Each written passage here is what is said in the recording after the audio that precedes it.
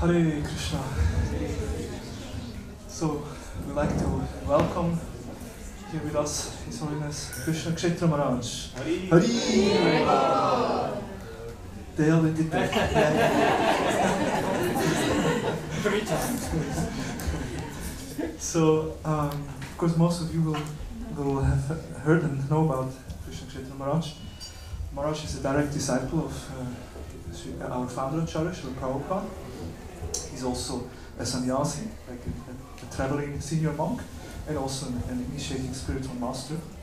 And originally coming from America in the early 70s, as a young man, he traveled in Europe and in Germany, actually, then came in contact. I mean, he already knew the devotees from the university there in America, but he joined the movement in Germany, in Heidelberg and then Düsseldorf. And Maharaj met Srila Prabhupada 3 weeks later in Paris in 72 and received initiation from Srila Prabhupada in Paris. And then as a young monk, served as a priest, as a missionary. Many of you are familiar with Simhachalam in Germany. Maharaj was there at the installation of Lord Nishingadev 40 years ago, and also was one of the first priests there for Lord Nishingadev. And Maharaj also on our journey when we came to Zurich explained how when this building was purchased in 1980, Maharaj was here with Harikesh and Guru Garam at that time looking at the building. So there is a connection also to Zurich for a long time. And Maharaj also served for 10 years as the global minister for the deity ministry, like, yes, 10 years, I think so. And also then after that, Maharaj resumed his original study and received in 2004 a PhD from the University of Oxford. And now he's also sharing Krishna consciousness in the academic field. He's a research fellow at the Oxford University Center for Hindu Studies. Also Maharaj taught and lived in Hong Kong, teacher at the University of Hong Kong, and is also author of several books. And several books, yeah. I didn't wrote down all the titles, but if you can check on the webpage, if you Google Krishna Kshetra Maharaj, you find Maharaj's webpage, and there's several books Maharaj wrote. And of course, Maharaj has been practicing Krishna consciousness, the art of Bhakti Yoga, as we practice it here at the temple for 50 years.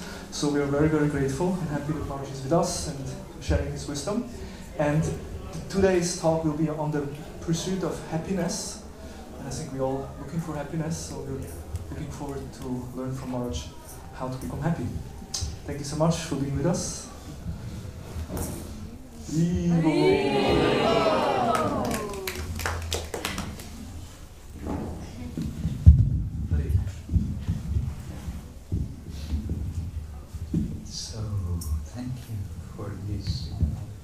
Kind words and warm welcomes. I want to mention one other connection I have with Zurich, and that is Chota Jagannath Subhadra Baladev.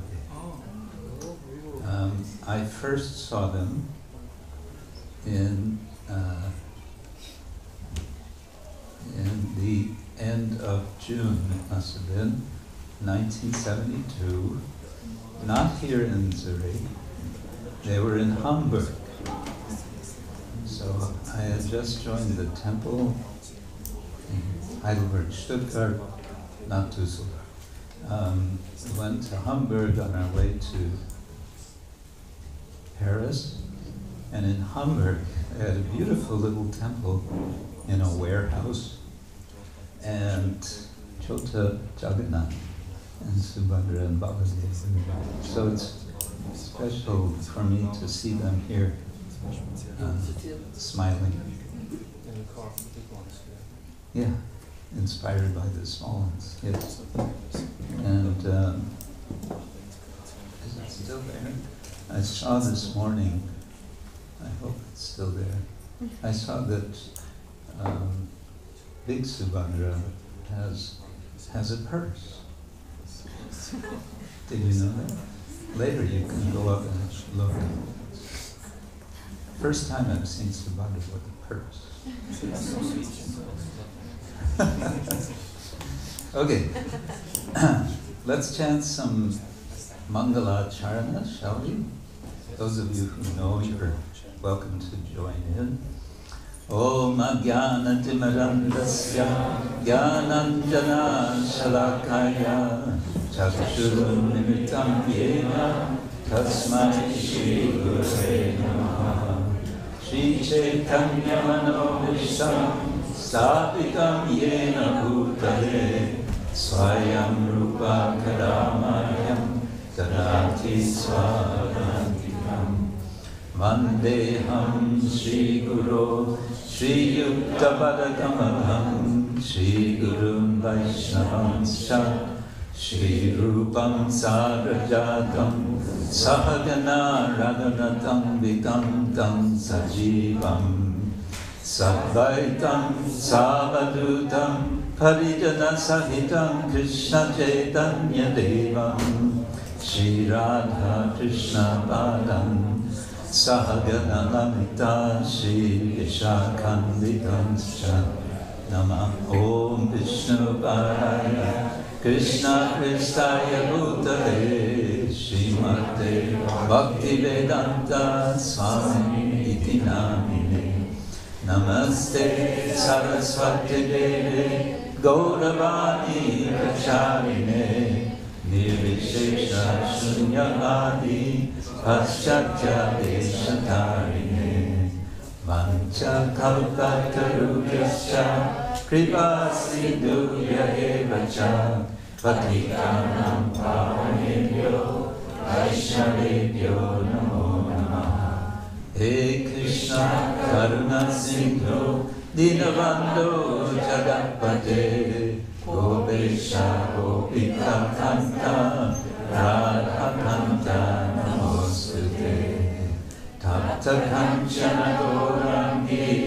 Radhe Vrindavaneshwari Vrishabhanusute Devi Pranamami Hari Priye Jaya Shri Krishna Chaitanya Prabhu Nityananda Shri Advaita Gadadhara Srivasadi Gaura Bhakta Vrinda Hare Krishna Krishna Krishna Hare Hare Hare Rama Rama Rama Hare Hare Hare Krishna Krishna Krishna Hare Hare Hare Rama Rama Rama Hare Hare. Some years ago, let's see, this would have been 2015, I was visiting Beijing, China, and there I was invited to give lectures in a few universities, including Tsinghua University, in which there was a department, a faculty of Marxism studies. Marxism. Most of you will know something about Marxism. So I was invited to speak, and we learned that the professor, a very nice young lady, had written a book on happiness. Her particular interest was in happiness.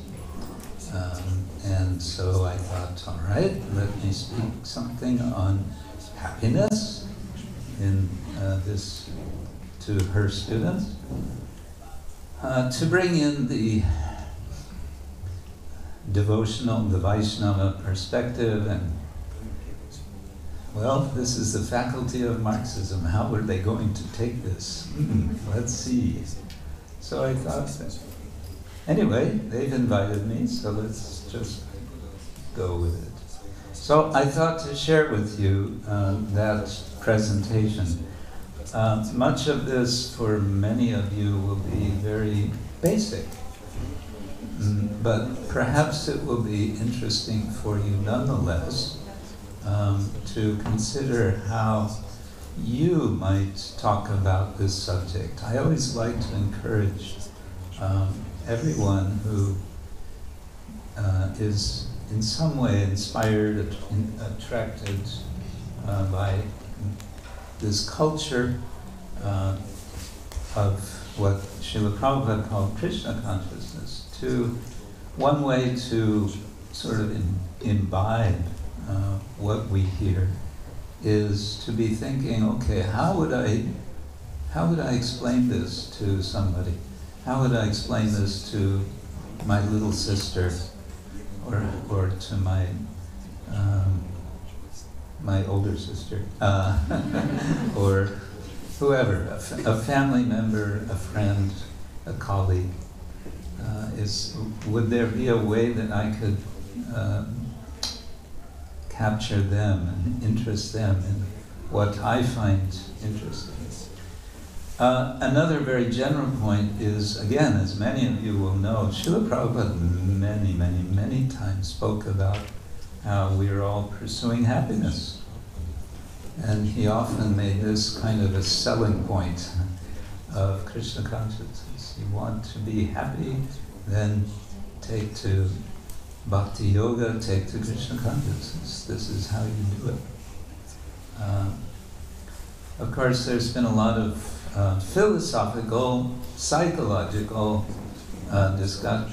philosophical and psychological discussion, sociological, a lot of research on what is it that we call happiness.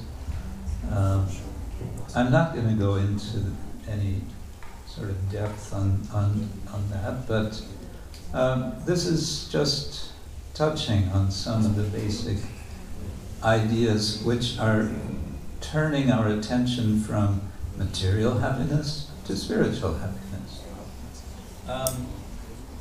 It's been recognized to be an increasing problem in the world. Maybe this is not a big surprise to you, but depression, according to the World Health Organization, is an increasing problem. I believe they've even said it's the #1 disease. Depression can be a very serious condition. Why is it increasing, we may certainly ask. And we just might, this again, we have to picture I'm in Beijing in a university talking to students of Marxism, so I'm saying maybe there's something to be learned from wisdom traditions. Not something that one hears much about in classes of Marxism, I suppose. And so, what I've done in this talk is focused on a particular way of presenting Indian wisdom called a therapeutic mandala. Nowadays, therapy, it's something we kind of relate to a lot in our culture, I believe. So it may be helpful for approaching the whole subject. And I haven't made this up, nor am I taking exclusively from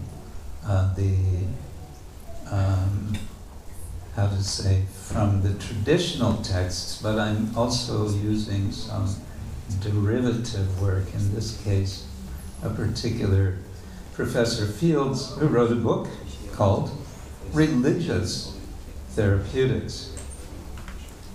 Now, in Chinese universities, one has to be really careful to even use the word religion. In fact, not that year, but 3 years later, I guess, I was warned by the professor. I was invited in another class to speak in Beijing. Please no religion in your lecture, okay? And my subject was the Ramayana, and I thought, right, okay, no religion, Ramayana, good luck. But, you know, Lord Rama was helpful, and he said, don't worry about it, don't talk about religion, just talk about Dharma. And so that's what I did, and there was no problem. Dharma, yeah, Dharma is cool. Okay, so Fields came up with this list of branches of therapeutics, religious therapeutics. You can see them all here: metaphysical and epistemic foundations. Epistemic, it's the latest trendy word in philosophy. If you're not familiar, it means how do you know something. Epistemology is the study of how do we learn something, how to study. Yeah. And then another fancy word, Teriological Orientation. Oh, where is this Swami taking us today? Soteriology, the study of what comes after this life, could be one way of putting it, or the theory of liberation. Now, liberation, Marxism, here we already have another problem. That's not in their vocabulary. Value theory and ethics, physical practice, cultivation of consciousness, medicine and healthcare, aesthetics and community. So I'm going to be going through each of these to expand a little, and we'll see where it takes us. But a general remark, a claim is that Indian wisdom traditions prescribe processes, calling for fundamental changes in what? Consciousness. What's that? That's something that Akandati Prabhu can tell us a lot about, the problem of modern science and their understandings or lack of understanding of what is consciousness. So, individual and collective consciousness, and I want to say that these processes of change of consciousness would have to be the basis for lasting happiness. Now that's all speaking quite abstractly, I know, but you know, that's what we do in the academic world, that's what keeps us getting bread on the table, so to say. All right, so we start now with the first of these 8 principles or branches, and we're talking about therapy, and so we may say we're talking about treatment. What treatment is the doctor going to give us? Well, let's go to some presuppositions first. And here I took some notions from Hannah Arendt. She was a philosopher, 20th century philosopher. She was a student of Martin Heidegger, and she later immigrated to America. She became famous and also infamous for some of the things she wrote, but that's another topic.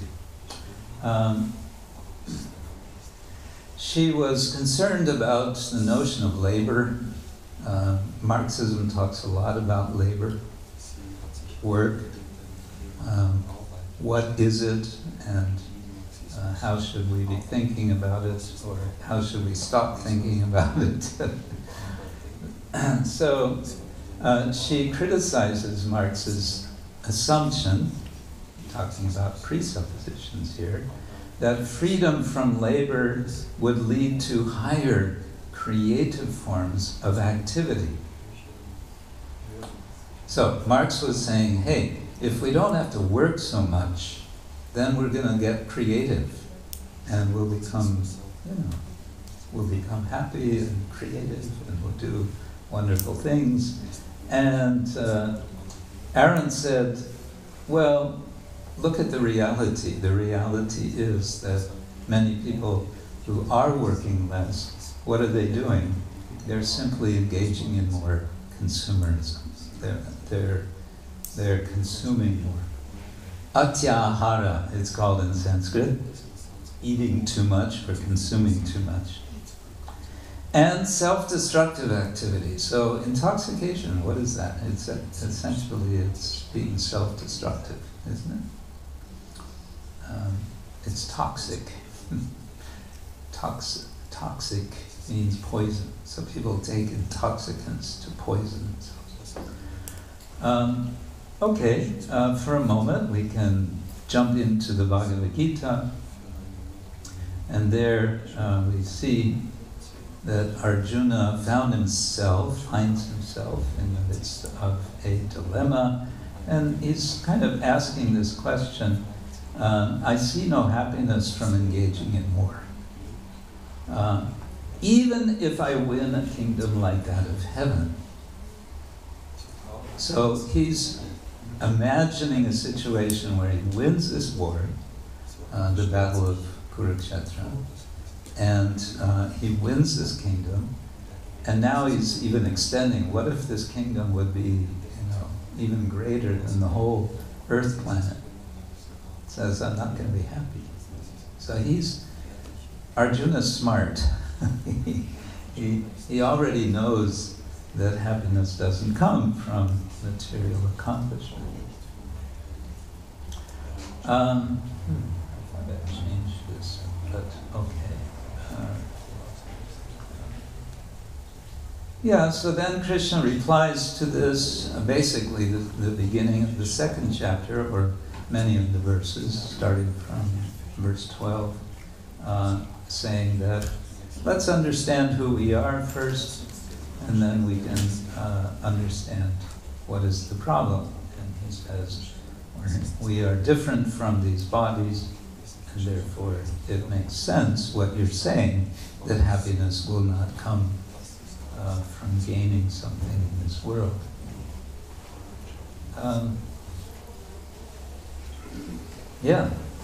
So there's Arjuna, and he's being pulled actually in two directions, because the presupposition is that happiness will come by material gain. Everyone on the battlefield is making that assumption, except him. And Krishna, in effect, is agreeing with him on this point.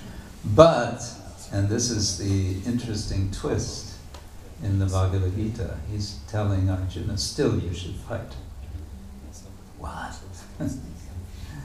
Okay, the second of these branches is soteriological orientation. Okay, so what's life for? Srila Prabhupada would often put the question this way, what is the purpose of your life? Kind of a simple and yet not so simple question. What's the aim? Sometimes he would use the word aim. What is the aim of your life? Somebody stops you on the street. What's the aim of your life? What? So, as many of you will know, the Indian tradition, very broadly speaking, speaks of 4 aims for human beings. The word artha it's an interesting word. Sanskrit words can mean aim, it can mean purpose, but it can also, it can mean value, and it can also mean meaning. So what's the meaning of a word, of an idea?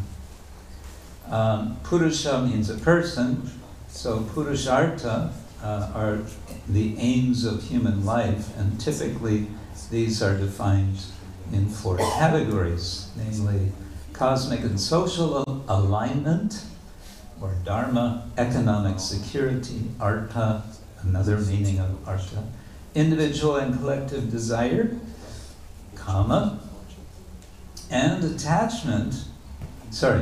attainment of existential freedom. How do you like those fancy words? Existential freedom. Yeah. Moksha. So, all right. And the idea in a therapeutic context could be to keep all these 4 aims in the proper balance, to get them in the right perspective. When they're not in balance, when there's too much focus on one at the expense of the others, there could be trouble. So there could be, as a result, depression. And that could be individual, it could also be collective. Okay, third branch of this therapeutic process. Value theory and ethics can be made clear. How can they be made clear? Well, leading to practical action in the world, doing something. Ethics, what is ethics? Ethics is there's 2 ways in general one can think of ethics. One is it's about what one ought to do, what one should do, which is a recognition of 2 things. There's the reality of what is, and there's the hoped for reality, which is to be pursued. How to pursue it? One should do this, that, or the other thing. And then more broadly, the question in classical Greek ethics was, what is the good life? What do we do in order to have successful, have a good life? Okay, so, all right. This is just a kind of footnote, but sometimes these Latin terms are used in the West. There's kind of contrast made between the vita contemplativa, how do you like my Latin pronunciation, and the vita activa, the contemplative life and the active life. And sometimes we might feel that there is something of a tension in our own lives. I want to be more contemplative, but alas, I have to pay my bills, and so I have to work, and so on. And then if someone becomes very contemplative, then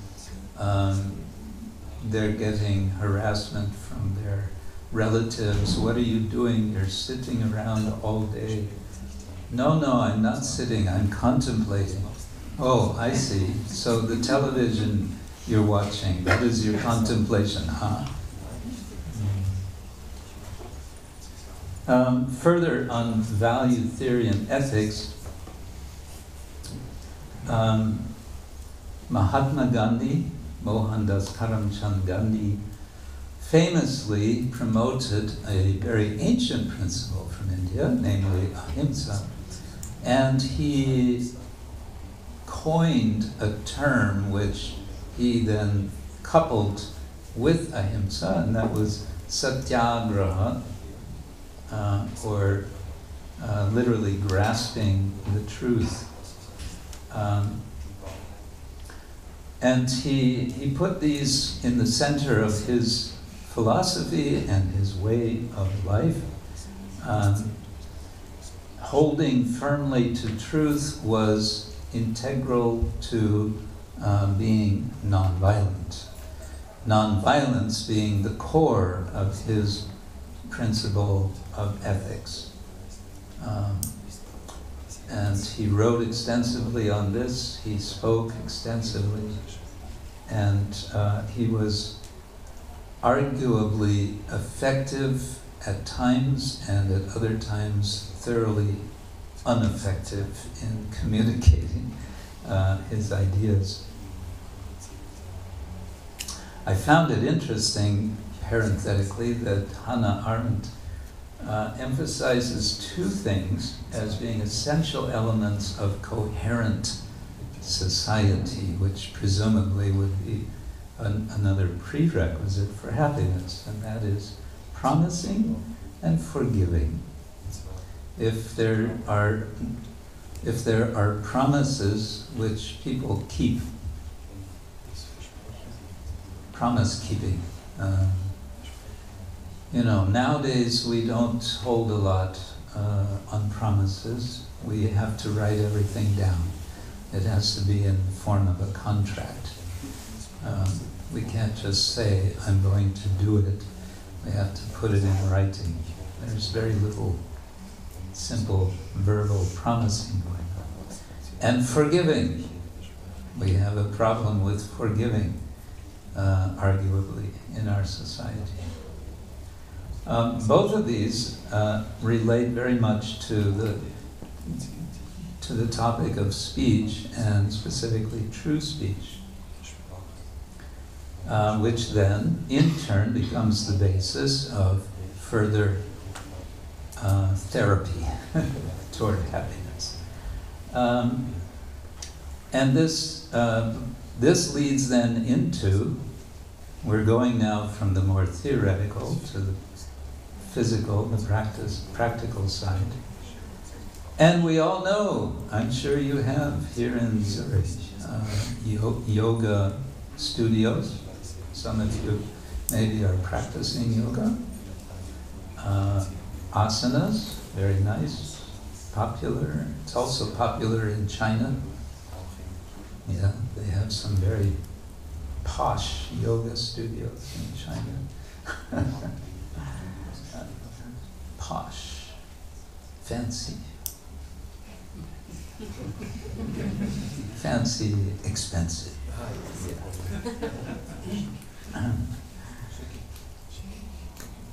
Huh? Schickimicki. Schickimicki. Ist das Schweizerdeutsch? Oh, I've never heard it before. Okay. Schickimicki.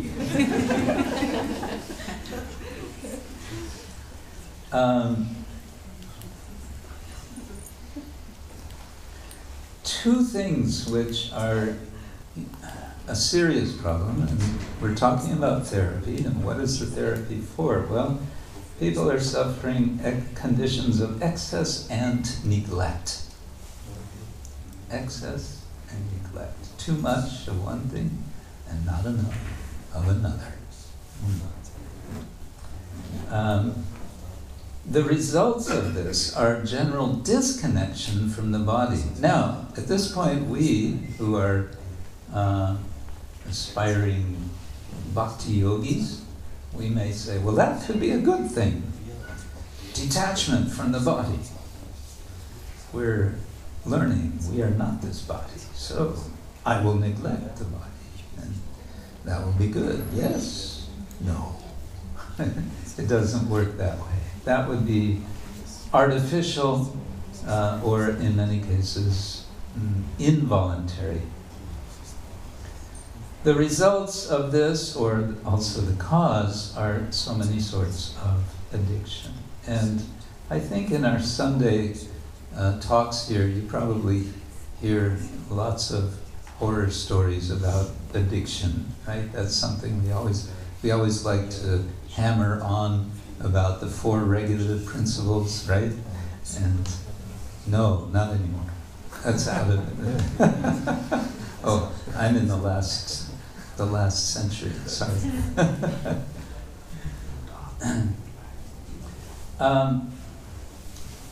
This is, you'll notice by now that, broadly speaking, this presentation was a bit impressionistic. It's not a tightly developed argument, but the conditions for this presentation were, I think, calling for this. But physical yoga, I wanted to point out, often makes connections between our physical body and the wider atmosphere, the wider environment. And so it's significant, I want to say, that some of the more classical poses in yoga practice, asanas, have names identifying them with different natural features. There's Tadasanam, which is the mountain pose, and there's Vrikshasana, which is standing like a tree, and there's so many that are forms, so to say, imitating different animals, such as the dog and the snake and the lion, and actually there's many. So connecting to the natural world is a process that can be accomplished intentionally, through which then therapy is accomplished. Some of you may have heard of Equestrian Therapy. People who, especially autistic people, may be given opportunity to relate with horses, and this can be very therapeutic. Hugging cows, right? This is the thing now. You can hug cows. They charge quite a good price for it, which may be also therapeutic, I don't know. If you pay for it, then you're purified, right? Essential to all of the poses, as again many of you will know, is proper breathing, pranayama. And breathing is something which connects us, something we all became extremely conscious of in the last couple of years with the pandemic. Breathing connects us. Oh my God, that's a problem, right? So we're all wearing masks and so on. Anyway, going on, cultivation of consciousness. So from the body then to the mind, there are disciplines of the mind meant to strengthen the focus. The mind being the center of the senses. The body is composed of senses, and as we all know, most of us will be aware from Bhagavad-Gita, the mind can be our friend if we learn to harness it for our purposes, and if we can't learn to harness our minds, the mind becomes our enemy. Okay, I sort of wanted to get back to the idea of labor, because again, I was speaking to card-carrying Marxists. So I said about cultivation of consciousness.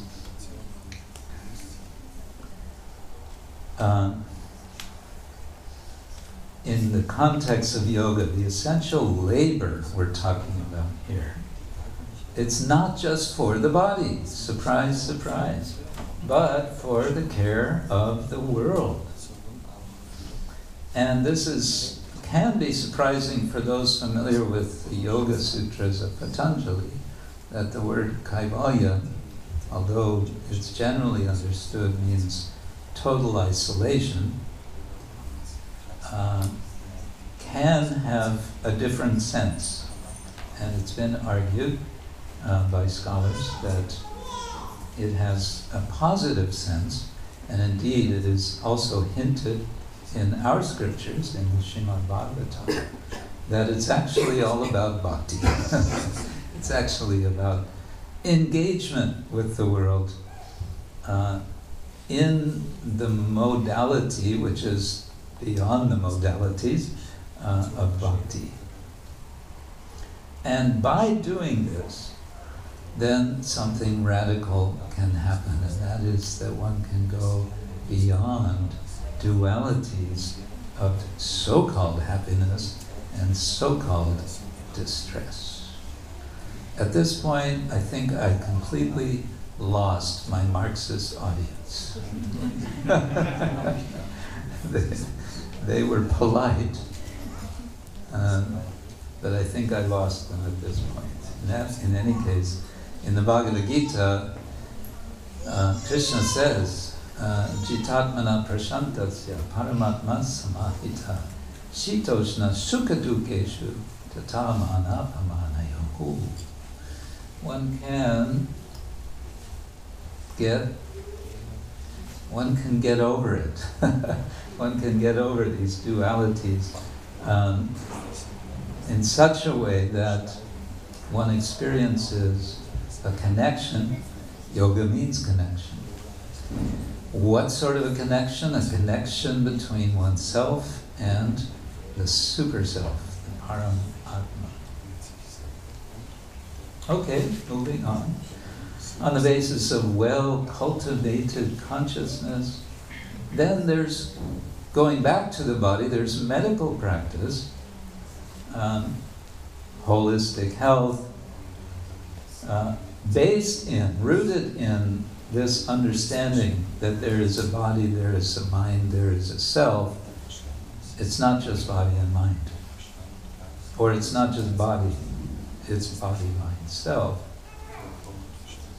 And this involves, and again, you'll be familiar with a balancing process.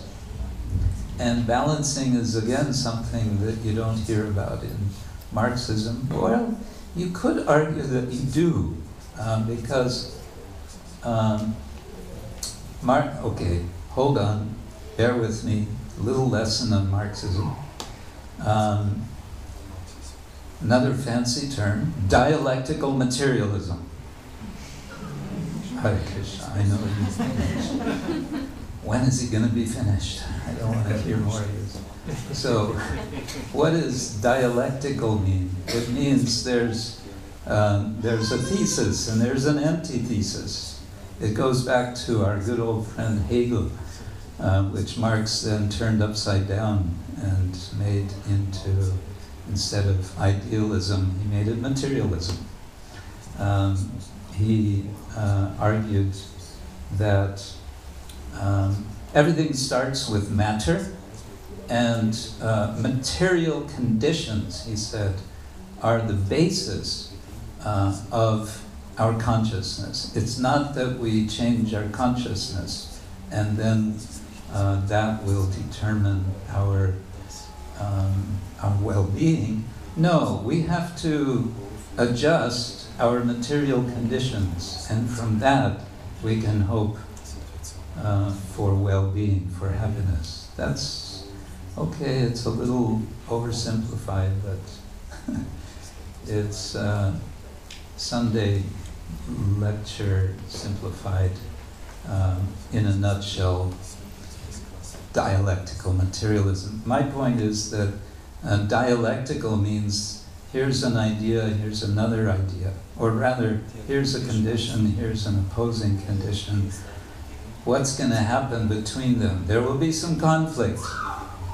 But out of the conflict, there's going to come some result, and that result is a kind of solution, which is going to lead to another position, an anti-position, and they will then compete. So one could say that the notion of balancing is also found in Marxism, but it's dialectical materialism. It's based on this. It'd be an interesting thing to examine, because balancing of the modalities, the gunas are all about matter. Okay, we won't go there now. What we can, I think, understand in a simple way is balancing of taste. Taste? Yes. A good meal has 6 types of tastes in it. Did you know that? Yes, our Pujari knows. Let's see if we can go through them. There's salty, there's sour, there's sweet, there's bitter, astringent, there's one more. Hot, that's right, thank you. Hot. Okay, we got 6. So a good Sunday feast, has all 6 of these tastes.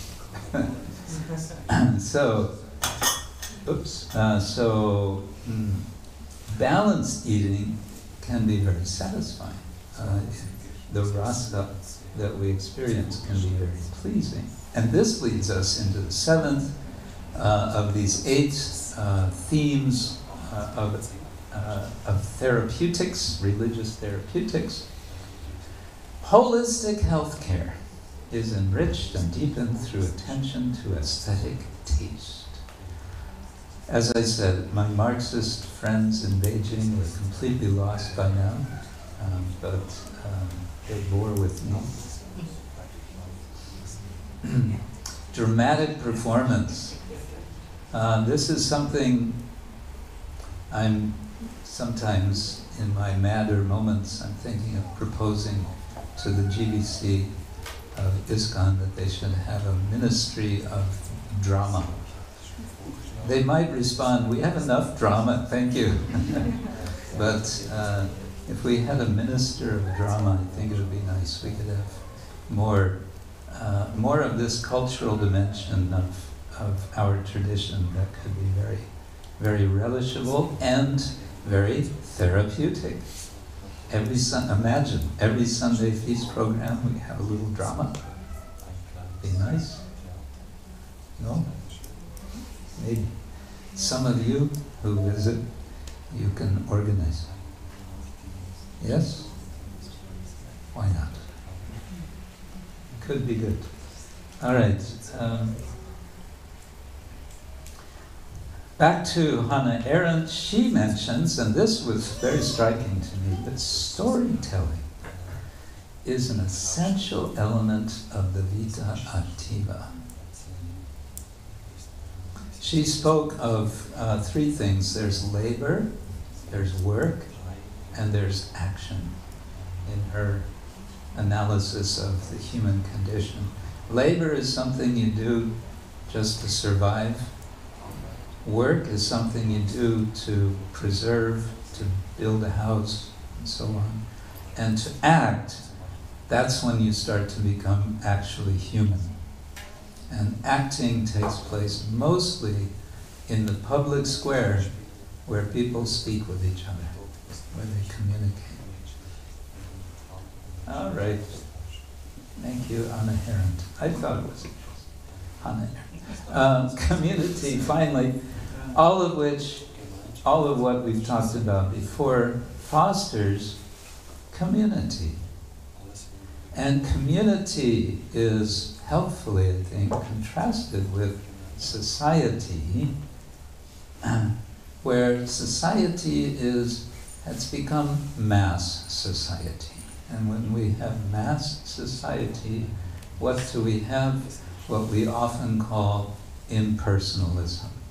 The feeling of being just a number, just a statistic.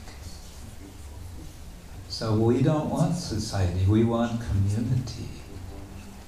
But community seems so elusive.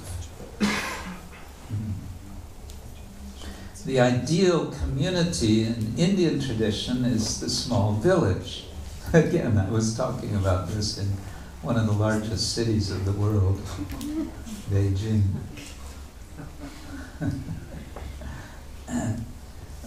They have over 100 cities. Over 100 cities in China have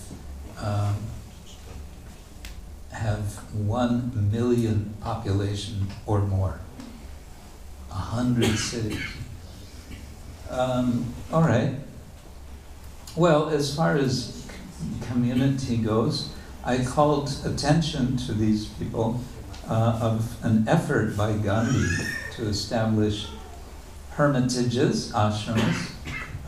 Actually, I say 3. I believe he established 4.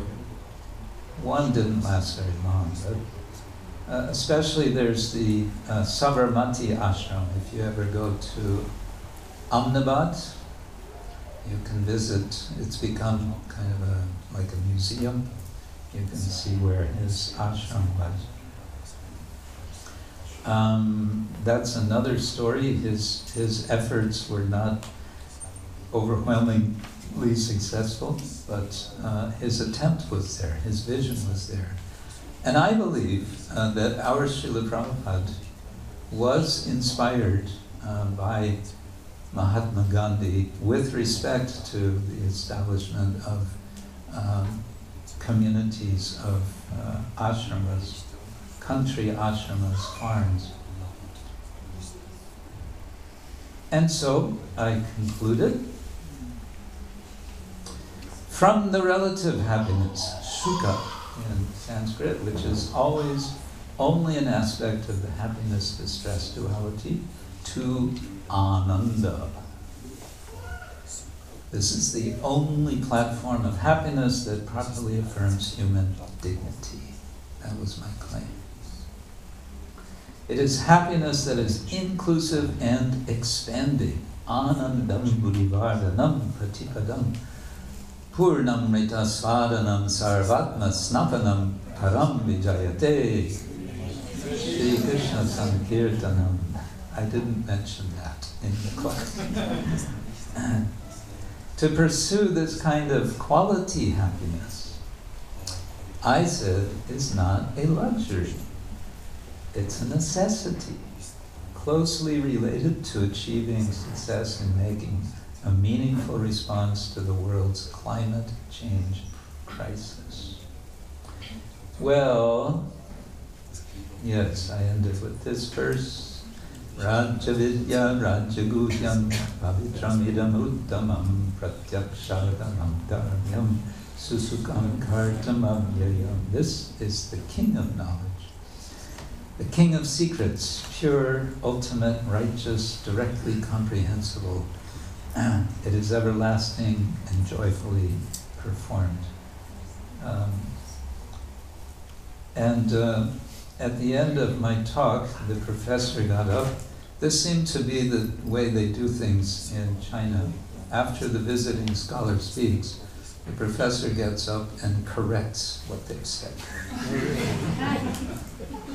Yeah, I had this sometime before this. I was invited to speak at the Chinese Academy of Social Sciences, which is a highly exclusive place. You have to be a member of the Communist Party in order to teach there and to do research. And I was invited to give a talk on Vedanta. So I gave a talk on Vedanta, on Vaishnava Vedanta. And at the end of my little talk, the professor, who was very polite, he then proceeded to speak on how actually Vedanta is Advaita. The real Vedanta is Advaita Vedanta. Hare Krishna, what is the point? He was speaking in Mandarin, so someone was translating back to me what he was saying, and I just thought, okay, is that how it works here? So anyway, this professor, she was also very polite and very nice, and she just said, well, we follow Marx, and for Marx, all of this doesn't make any sense. Essentially, that's what she said. Yeah, like, wait a minute. I thought we were supposed to use intellectual process of argumentation and reasoning and analysis. No, apparently it was more a matter of ideology.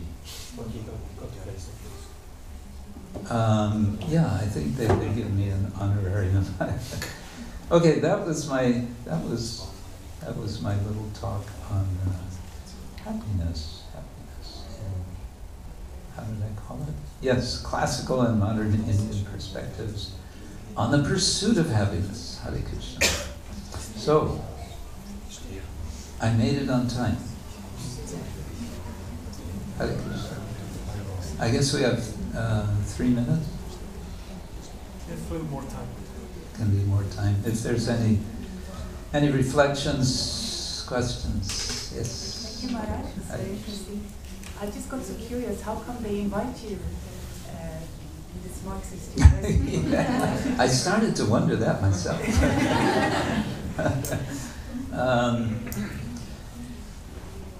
It's.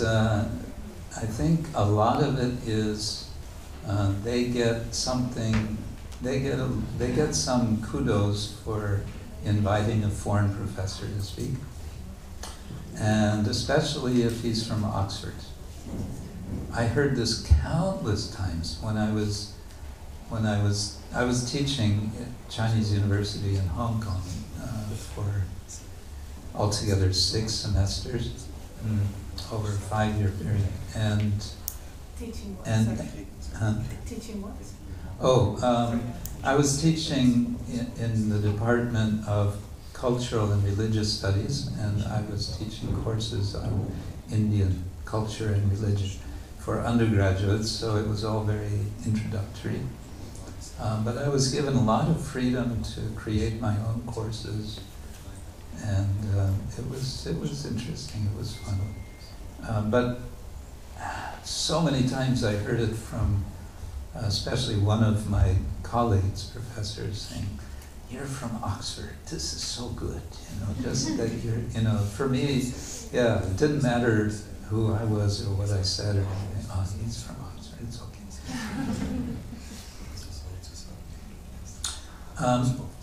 I could say also, it's been now since 2019, I haven't been able to travel to China. I was going every year until the COVID pandemic.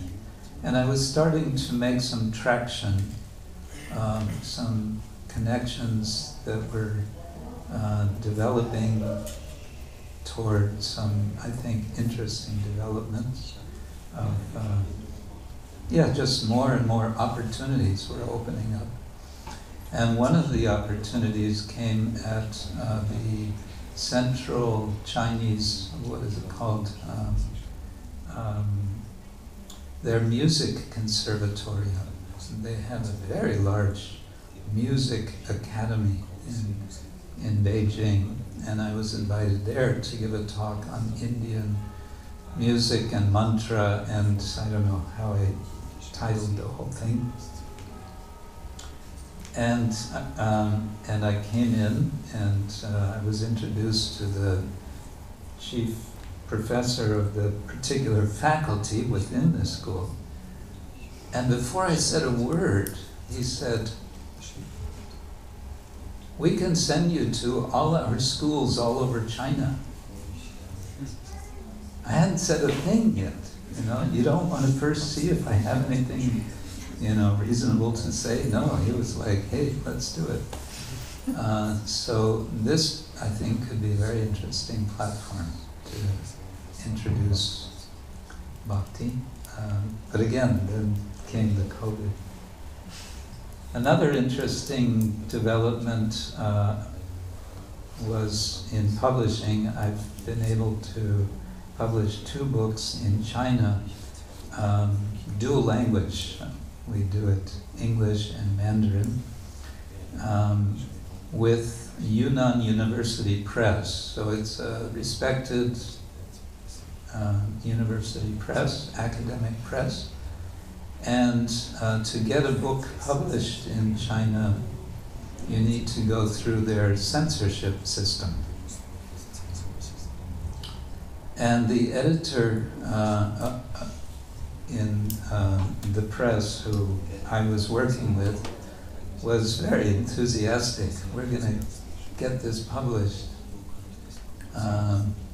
And at the same time he was saying, if we get it through censorship, he said it will be a miracle.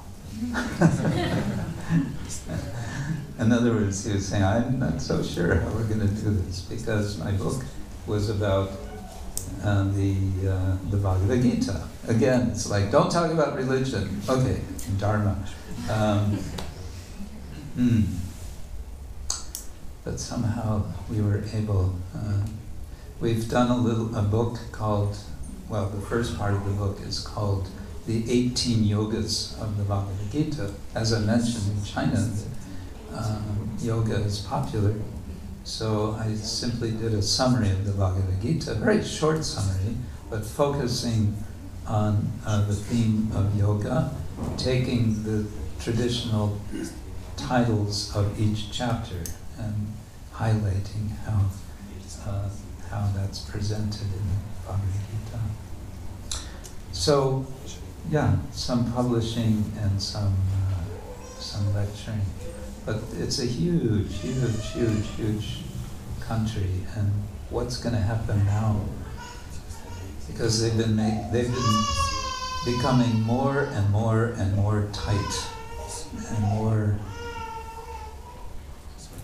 It's said that the way China is ruled is with an iron fist in a white glove. And you really feel it like that when you're there. So one has to be careful. Yeah. Why they invite? Yeah. Yes. You go undercover when you come dressed as a Swami. I don't dress like this. No. No. But do they know that you are a Swami in a religious tradition or in a spiritual tradition? Generally not, no. No, we don't volunteer. But of course now with everything all over the internet, it's very easy for them to see. They can see the connection I have, my civil name, but it connects pretty quickly to my Swami name.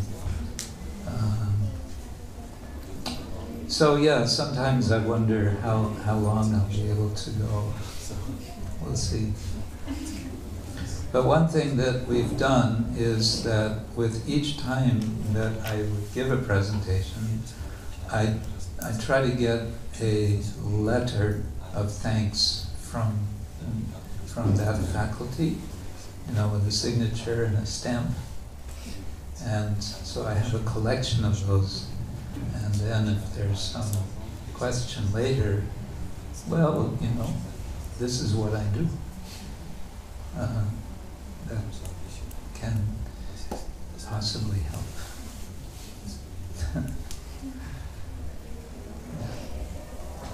All right. Yes. Question. Comment. You can stand up if you like.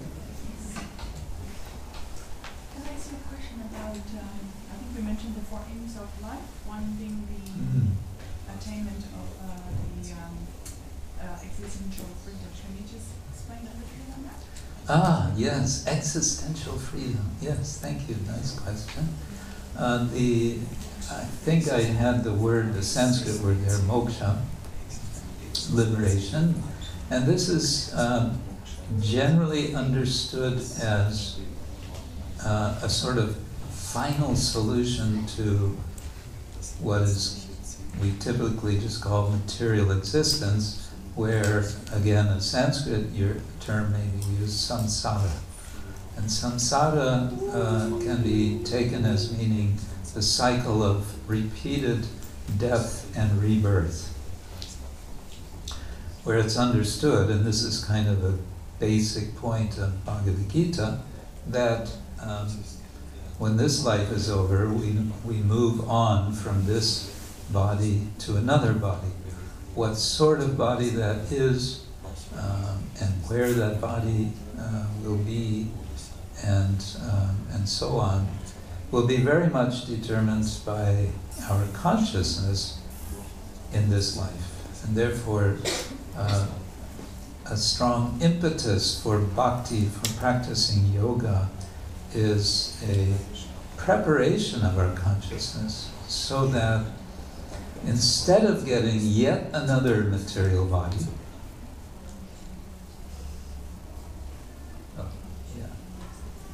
instead of getting another material body, which is bound to be a source of endless suffering, even if there is a bit of happiness in between, we can get a non-material, an atemporal body, a body with incredibly wonderful senses that can be thoroughly absorbed in the wonderful, unlimited, blissful, expanding, blissful sensations of service to the Supreme Lord of the senses, Krishna or Krishna. That's in a nutshell. But there are different ideas in Indian traditions about what this existential freedom looks like or what it is. So what I gave you was our understanding from the Krishna tradition. Is that okay? Good. Is Yes. Marxistic called freedom of labor? I don't get it. Yeah, Marx had this concern, which was a legitimate concern. When was he writing? It was in the 19th century. The so-called Industrial Revolution was going on. He was in England. I don't know if this is true, but it's said that he said that as he would sit in the British Library in London doing his research, he had boils on his rear end, and he would suffer greatly sitting, and he would say, "The world is going to suffer for my bodily troubles," something like that. Anyway, so he was concerned that the factory workers in Manchester in the UK were working long hours and getting paid pittance. They were hardly getting paid anything for it. Very minimal wages, and they were living more or less subhuman lives. He was concerned, how is this, this cannot go on like this. And therefore, in his logic of what needed to be done was the laboring class needed to say, no, we're not going to do this. We need to revolt. And so came the idea of how society changes by class conflict and by revolution. And so he spoke about this labor, reducing labor. It'll be great. People get more time, then they can be more, that's a good thing, because people will then become more creative. And Hannah Arendt said, have a look around. I remember when I was a kid, we used to hear about how bright the future is going to be when there's going to be so much leisure time. Lots and lots and lots and lots of leisure time. And then they were worried about it. The sociologists, what are we going to do with all that free time?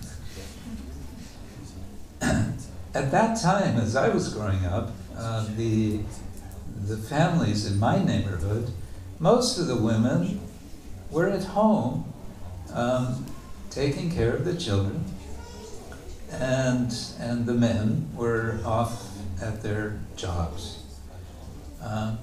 Well, it seems like that's changed, and instead of there being more time, there's less time, and there's more work, and instead of one member of the family working, there are two members of the family working, the father and the mother, and the kids are being sent to school. I mean, this, I still can't can't process, but I'm hearing this repeatedly now, that it's now standard that children are taken to school at age 2. Is that also here in Switzerland? Not yet. Well, in, where did I see this? In Croatia and in Hong Kong. High competition, they told me there's high competition among parents to get their 2-year-olds in the best kindergarten. Well, kindergarten, yeah, but at age 2? So why is that? It's because, you know, get them in school and we can go to work.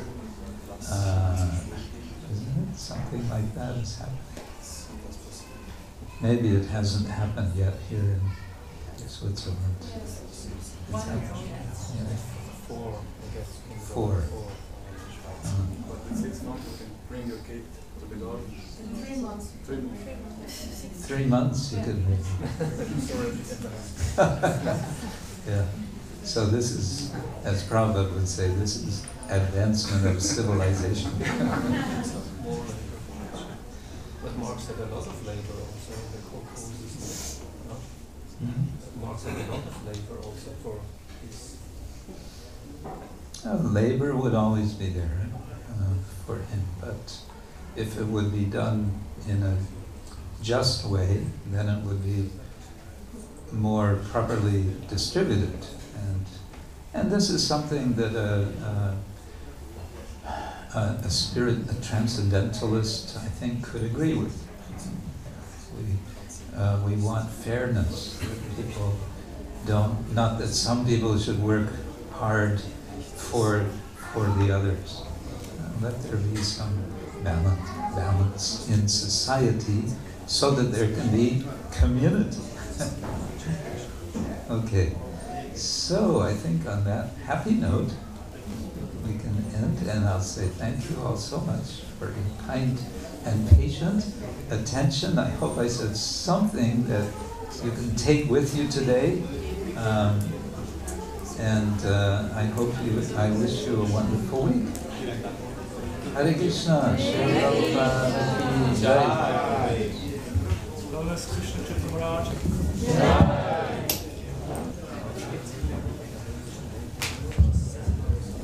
Thank you very much, Maharaj, for your whole presentation. So just 1 second. Maharaj will be with us for the week till next Sunday. So there's other opportunities to listen from Maharaj. Wednesday morning, Maharaj will give a Bhagavad-Gita lecture in the morning at 7:30. And on Thursday and Friday evening, we have a program here in the temple from 7 o'clock on. On Thursday, Maharaj will speak on a book that he's writing at the moment, which is Yoga and the Animal Ethics. Is that right? Yes? So that will be a presentation on Thursday evening. And on Friday evening is simply question and answer session. Because maybe some of you will have more questions. So you can come back on Friday. Don't stop this moment. And then Friday evening we get a chance to just ask any questions we have. And Maharaj will be there giving his time and his experience, sharing his realization on any topic you like to hear from. That's on Friday evening at 7 o'clock. And then next Sunday there will be, Maharaj gives another talk during the Tamil program, which is at 12:45, another lecture. So please feel free to come and join the programs. Thank you very much. Hare Krishna.